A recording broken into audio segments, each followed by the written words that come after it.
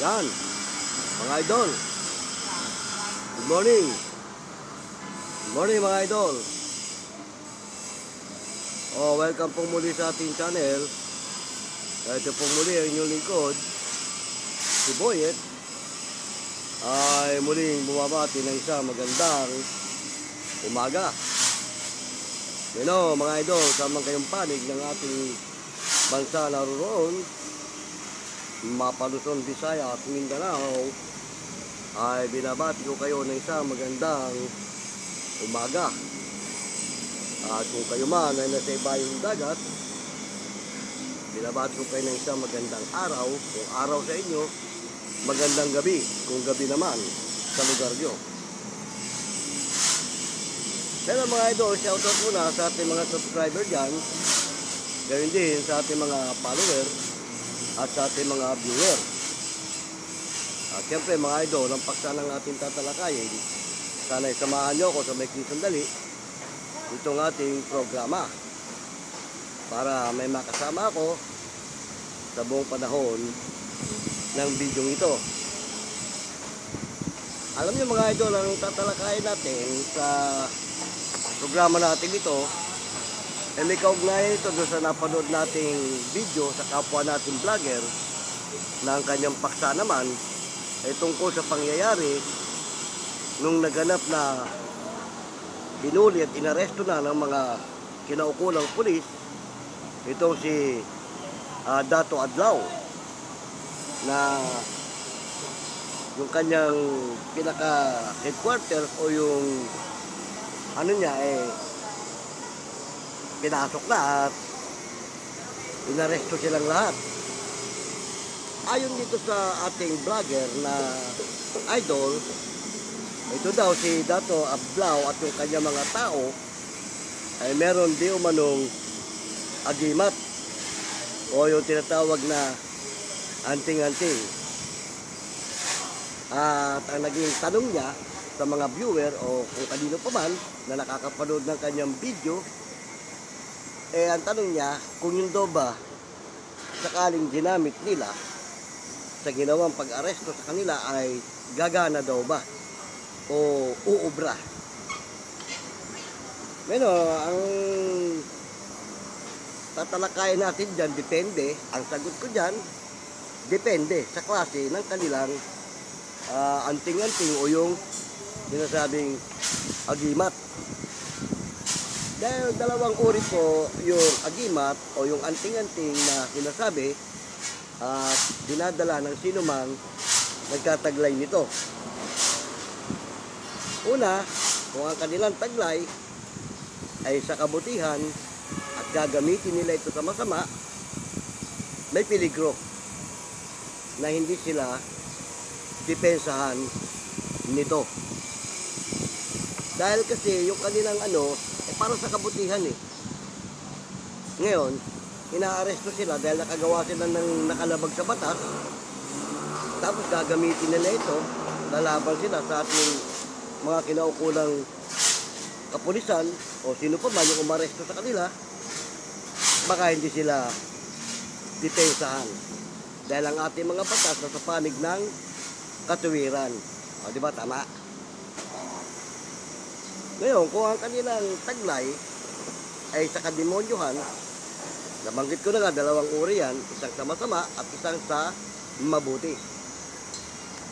Kung ang kanilang mga taglay na dinadala ay sa kasamaan o yung tinatawag na sa kalokohan, may peligro na maaaring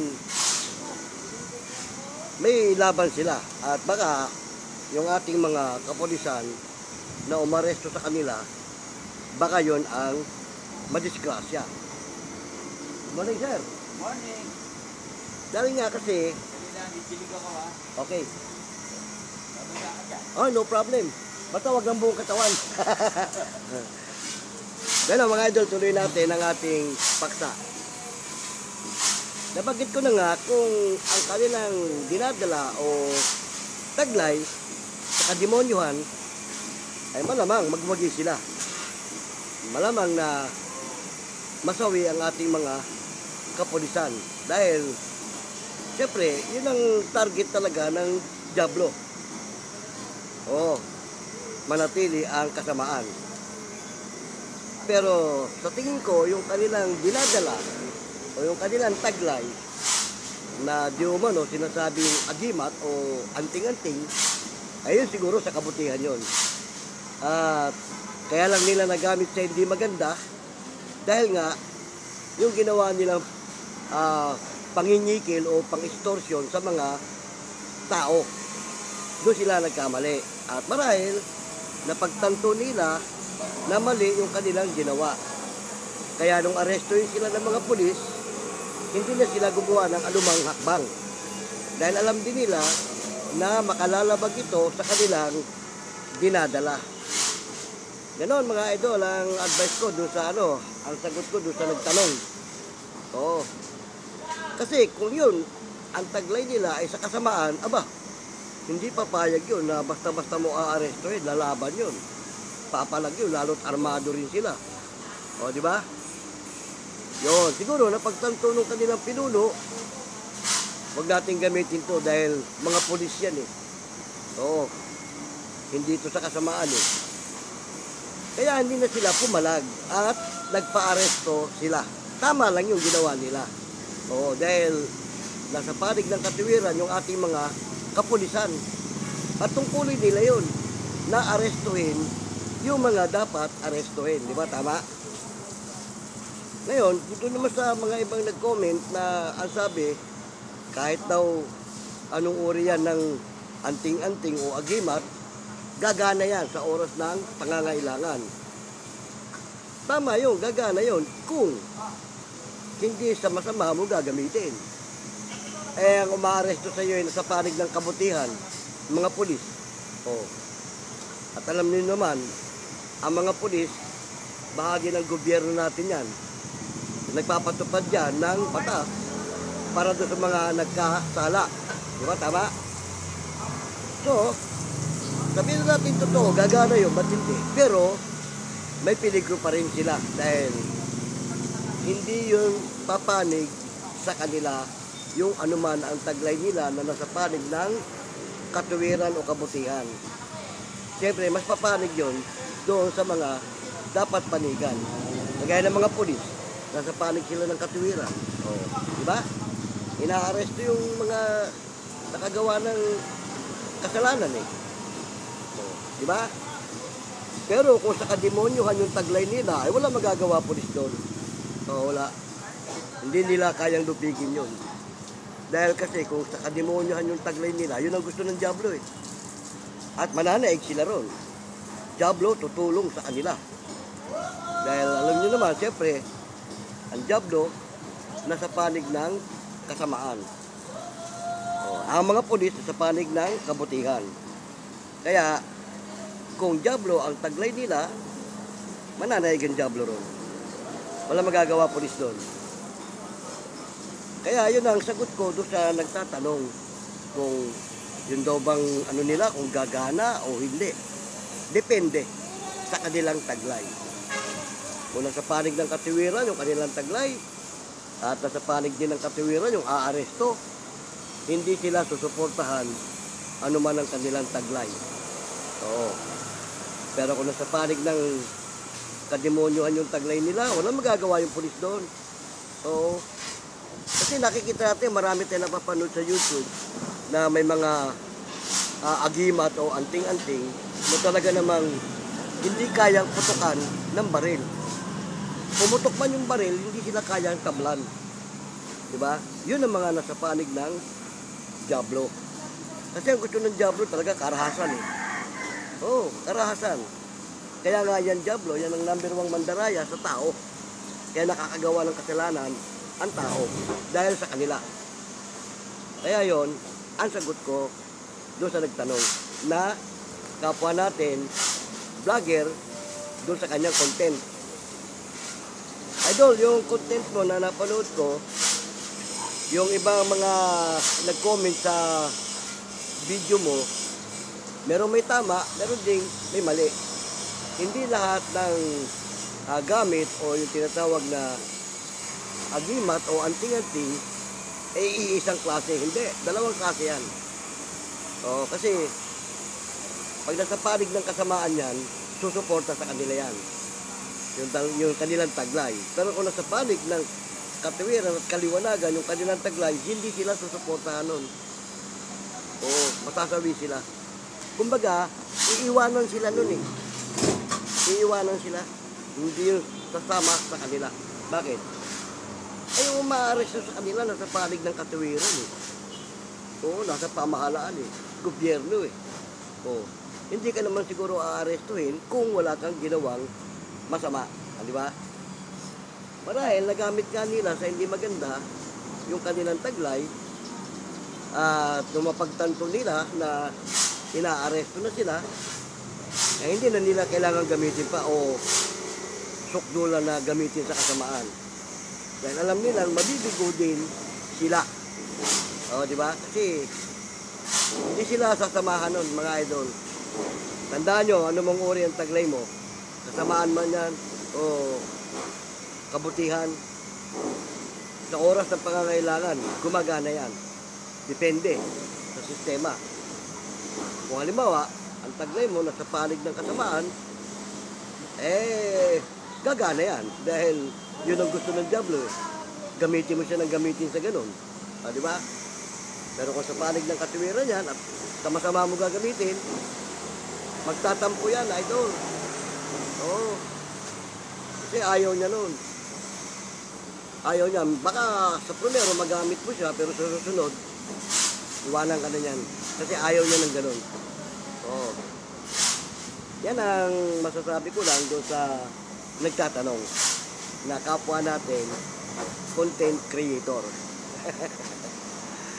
Idol, kung napanood mo tong video ko, ikaw na ang bahalang humusga sa sinabi ko. Kasi mga idol, marami tayong mga kapwa idol dyan na talagang antingan. Antingan. Ito na lang si Commander Bantugan, idol natin eh. Ayaw niya ng masama at nasa panig siya ng katuwiran.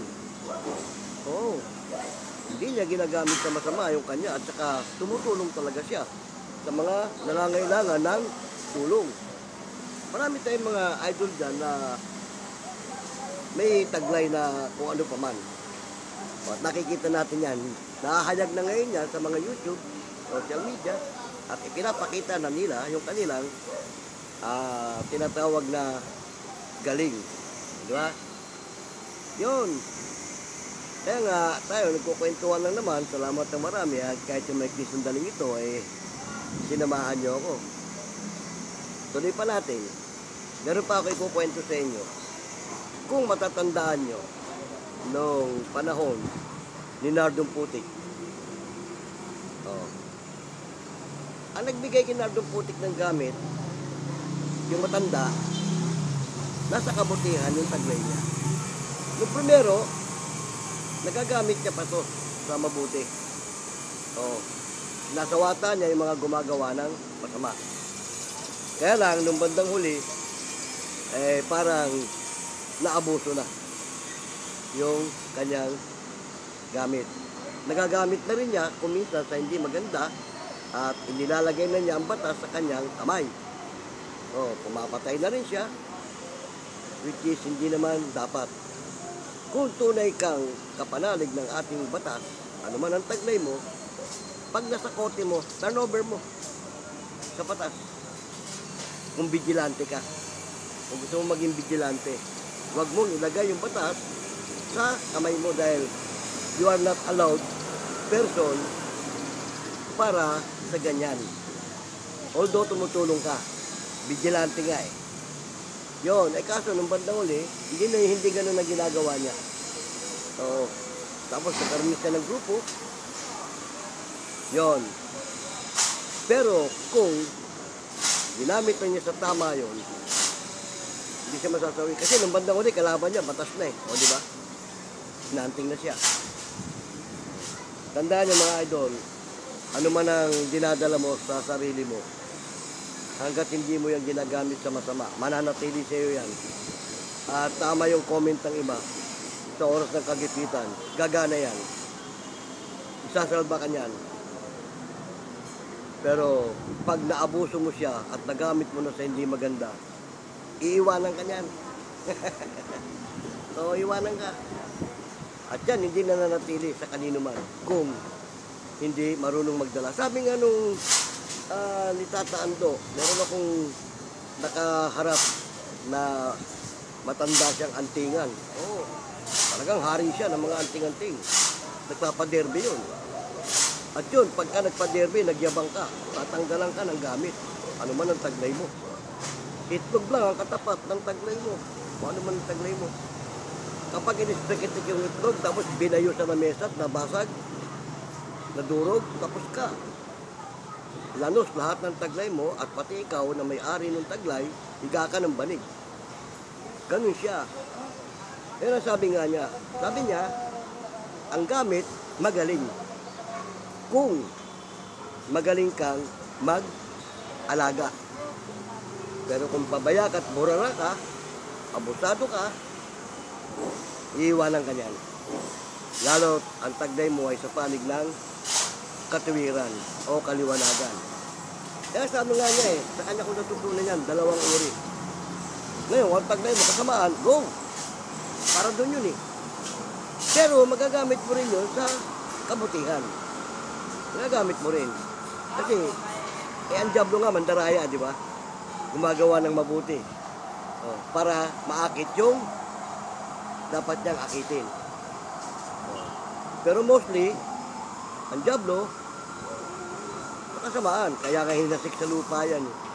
Tinakwil ng Diyos. Dahil nagmapurit, nagmataas sa sarili. Di ba?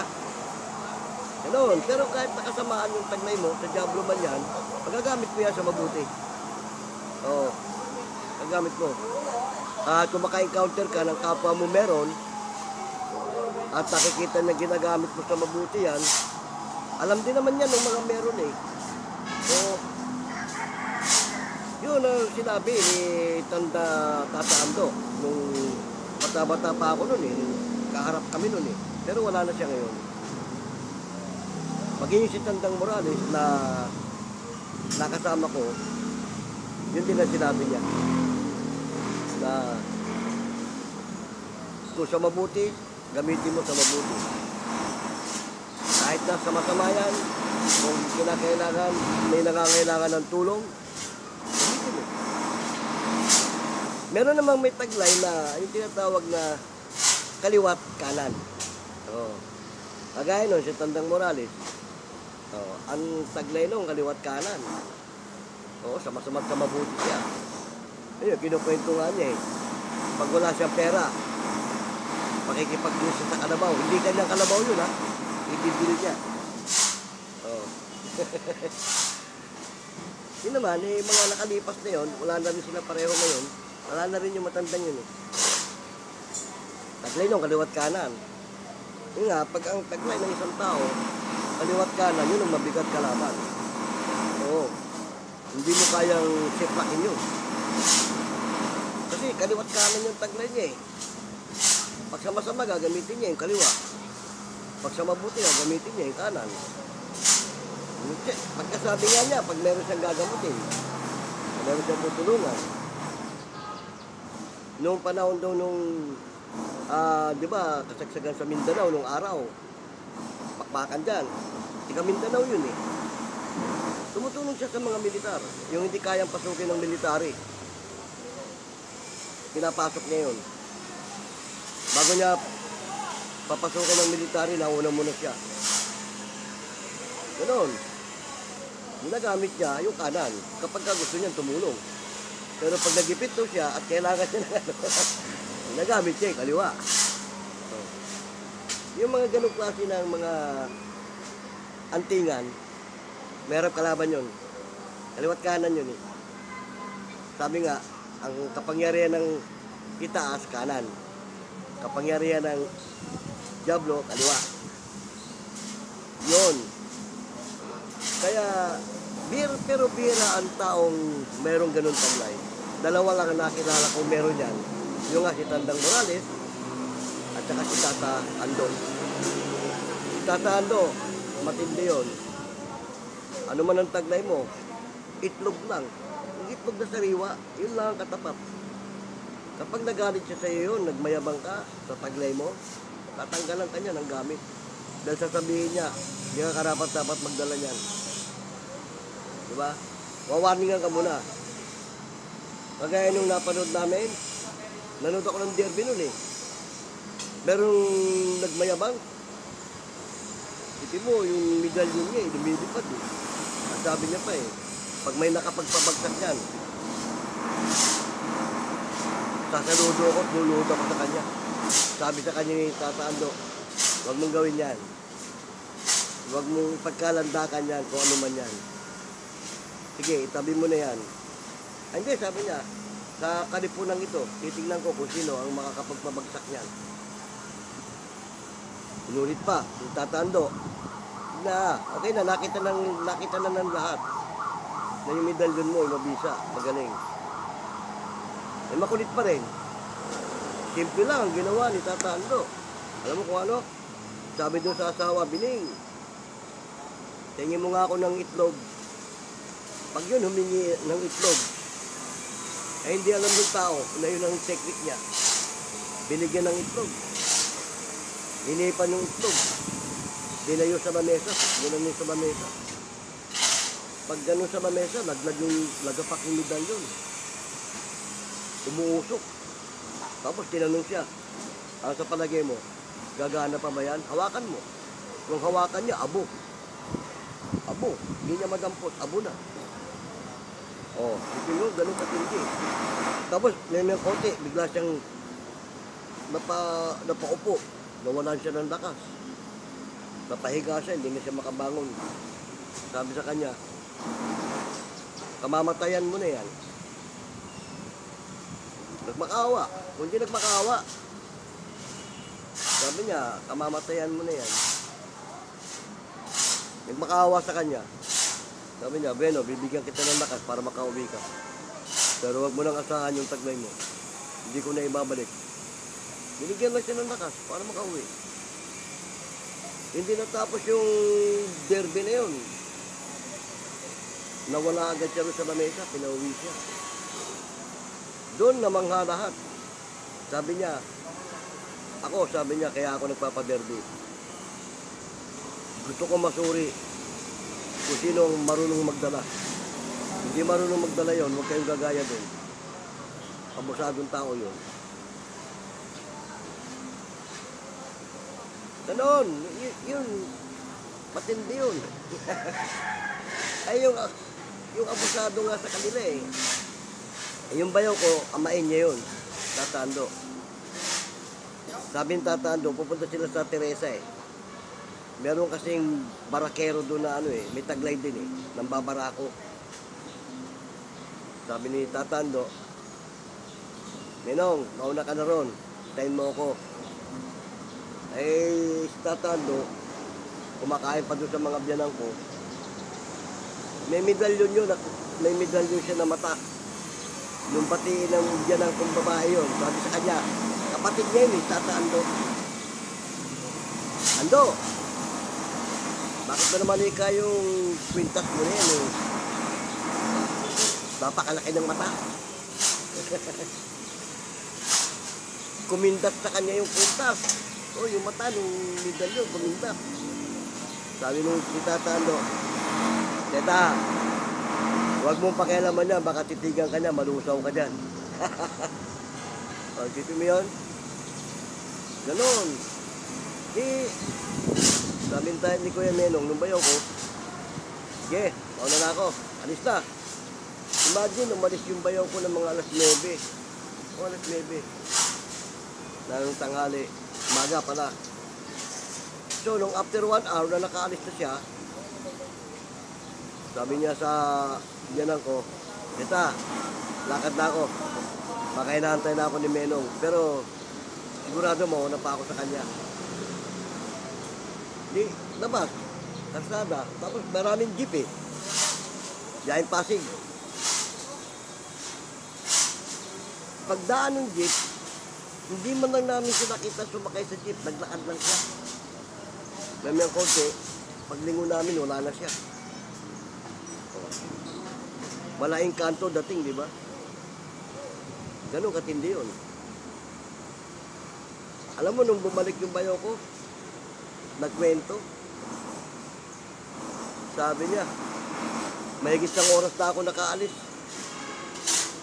dito sa atin. Pagdating ko, tapos na magkape, tataan to. Nauna pa sa kanya. Isipin yun. Kasi yun, kung napapanood yung, akala ko nga sa palabas lang nangyayari yan eh. Yung sa Goku, yung, di ba si Goku may instant transmitter, kung saan niya gustong naisin pumunta, gaganon lang eh. Tataan doon, meron nun. Ganun ang ginamit niya, instant transmitter. Kaya nauna pa siya kay Kuya Menong dito bayaw ko. Pero awan ng Diyos eh, pagdating dun eh, yung barakista, yung barako na, ano, simple lang eh. Teres ang pagitan, ang layo ng tindahan, siguro mga, pero abot tanaw naman yung tindahan. Nasa tindahan yung tao eh. Tinuro, ayan ba? Hindi naman tatando, nasa teres siya. Tinignan lang yung tao. Humingi ng itlog. Ginanon yung itlog sa pasimano ng teres. Natumba yung tao. Pero hindi niya ginanon. Tinanggalan lang niya ng gamit. Pag tinanggalan ka ng gamit, itatando, pati sarili mo, maepektuhan. Natumba yun. Alam mo naging findings? Atake. Natake raw. High blood. Oh, ganoon. Yung mga matitindi, pag tinira ka dyan, ang findings na sa'yo, atake lang. Kaya yung dalawa na nakita akong ganyan tao, yung Tatando at Tandang Morales. Eh, Tandang Morales nga, kinukwento niya, Mindanao siya. Sinubukan daw niya lakarin yung dagat papuntang Maynila. 2 araw, 2 gabi na siya naglalakad, hindi pa siya nangangalahati. Kaya niya maglakad sa tubig eh. Kasi nga, yung taglay nung kaliwat kanan. Tapos, minsan yung anak niya, kinukwento rin sa akin, nagugulat daw siya sa tatay niya, bigla na lang, pagbaba nila ng itaas, nakita yung tatay nakaupo na sa sala. Pero alam na raw nila na ganun yung tatay nila. Walang malayo, walang malapit. Sipi mo layo ng Mindanao. Sabi nga niya sa akin eh, kahit saan pa yan, pagka ginusto ko. Ay, yung anak daw sa Amerika, pinuntahan eh. Hindi gumamit ng aeroplano o ano pa man eh. Dumalaw lang. Dumalaw lang siya. Dinalaw lang niya yung anak niya ron. Tapos bumalik din dito. Sipi mo layo ng Amerika. Yung nga sabi nga niya, sa spiritual walang malayo, walang malapit. O, kisap mata lang yan. Ayun. Ayun, ang sagot ko sa kapwa natin, idol, depende yan sa gamit o taglay ng tao. Pero mga idol ha, kinento lang naman natin yung mga ano kasi napapanahong issue rin eh, napaiba naman tayo ng topic. Huwag na yung puro kay Epifanio Labrador at saka yung kay Aling Marie. Kumita na yun eh. Oo. Balik naman tayo sa mga ibang topic. Kagaya yun, yung topic na yun. Oo. Kaya mga idol, isa lang masasabi ko. Kapag nakatagpo kayo ng tao na merong ganyan, malalaman mo agad yan. Kapag puro katarantaduan ang ginagawa niya, kaliwatag na yun. Yung sinasabi sa kademonyohan. Pero pag yan, nakita mong tahimik at walang ano, tumutulong sa kapwa, kanan yun. Commander Bantugan, kanan ng taglay nun. Oo, mabait yung tao yun. Oo, mabait yun. Kaya kita mo naman, pinagpapaala din. Yung kaliwang taglay, hindi nagpapala yun. Kasi iba ang ano nun eh. Diba? Bueno salamat ng marami at kahit sa maikling sandali, nagkakwentuhan tayo, nagkatalakayan tayo ng ganito. Kung meron kayong comment, lagyan nyo rin dyan sa comment section para mapaksa natin. At kung meron kayong tanong, diba tama mga idol? Salamat ng marami doon sa idol natin na nag-content.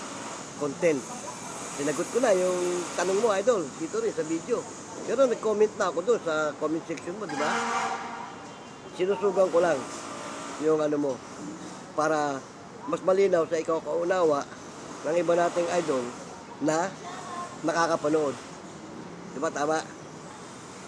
Yan mga idol ha. Salamat na marami sa ating mga follower dyan, sa ating mga viewer. Hindi ko man kayo mabati isa-isa mga idol. Muli, binabati ko kayo ng isang magandang umaga. At salamat na marami sa walang sawa niyong pagsubaybay sa ating programa. Okay na ha. Ito pong muli inyong lingkod. Pasamantala nagpapaalam, si Boyet ng Vlog TV. Kaya sa muli, paalam!